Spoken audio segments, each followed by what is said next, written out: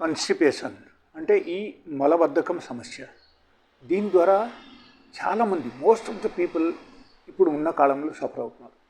And ఈ ప్రాబ్లమ్స్కు మనం తగ్గించాలి, పర్మానెంట్గా మనం తగ్గించాలంటే ఏం చేయాలి?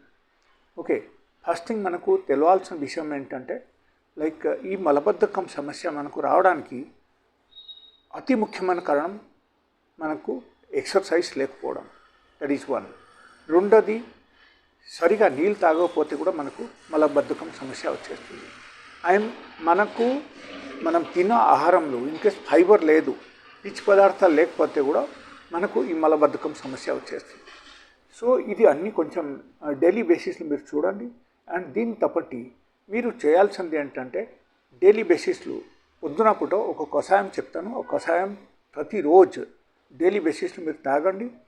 అండ్ దాని తప్పటి ఫైబర్ ఫుడ్ కూడా ఎక్కువగా తీసుకోండి.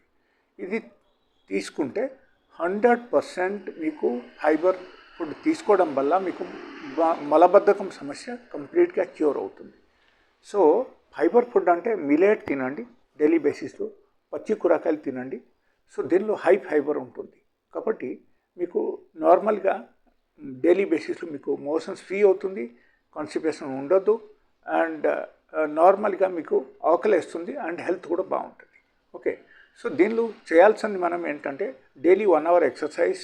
ఓకే, అండ్ దాంతో బట్టి ప్రతిరోజు మనం డైలీ బేసిస్లో అట్లీస్ట్ 100 grams మిల్లెట్ తినాలి. That is number 2. And number 3, daily బేసిస్లో సఫిషియెంట్గా వాటర్ తాగాలి. సఫిషియెంట్ వాటర్ తాగితే కూడా బౌల్ మూమెంట్ బాగుంటుంది అండ్ మనకు కాన్స్టిపేషన్ కూడా క్యూర్ అవుతుంది. Okay, so this is the formula. And apart from that, in case if you are using any side of medicines for the constipation, మీరు please దయచేసి ఎక్కువగా మీరు వాడకూడదు. ఎప్పుడు ఒక్కొక్కసారి వాడితే పర్వాలేదు, బట్ డైలీ బేసిస్లో తీసుకోకూడదు. దానివల్ల రకరకాల సైడ్ ఎఫెక్ట్ వచ్చేసి మనకు ఇంటెస్టైన్ అన్ని పాడైపోతుంది. అండ్ ఈ ఇంటెస్టైన్ పాడవుతే, లేకపోతే ఇంటెస్టైన్లో మనం పారాలైటిక్ మూమెంట్ వచ్చేస్తే అప్పుడు ఏమవుతుందంటే మనకు కాన్స్టిపేషన్ వచ్చేస్తుంది. సో డైలీ బేసిస్లో మనకు మోడర్న్ మెడిసిన్స్ ఎక్కువగా వాడకుండా చూసుకోండి. Maximum try to cure yourself with a natural way. Okay, so ఇది మాత్రమే చేయండి.